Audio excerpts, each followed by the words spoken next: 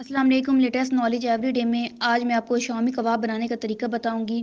اجزا: قیمہ 1/2 کلو، آلو 1/2 پاؤ، دال چنا 1 چھٹانک، گھی یا آئل تلنے کے لیے 1 پاؤ، ہری مرچ، ہرا دھنیا، پودینہ کے چند پتے، ادرک 1/2 چھٹانک، پیاز 1 عدد درمیانہ سائز، لہسن 8 جوئے، دہی 1 چھٹانک، انڈے 3 عدد، نمک، سرخ مرچ حسب ذائقہ۔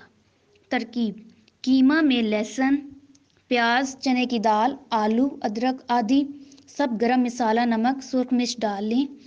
اب اس میں اتنا پانی ڈالیں کہ دال گل جائے۔ پانی خشک ہونے پر قیمہ سب چیزوں کو باریک پیس لیں۔ اس میں ہرا مسالہ باریک باریک کاٹ کر اور دہی پھینٹ کر ملائیں۔ اب اس کی گول گول ٹکیاں بنا کر رکھیں۔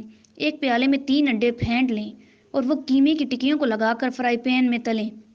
گھی بہت زیادہ ہی ایک مرتبہ نہ ڈالیں بلکہ تھوڑا تھوڑا ساتھ ساتھ ڈال کر تلتی جائیں۔ سرخ ہونے پر نکال لیں اور چٹنی کے ساتھ نوش فرمائیں۔ اگر آپ لوگوں کو ہماری یہ ویڈیوز پسند آ رہی ہیں تو زیادہ سے زیادہ لائک کریں۔ Thank you.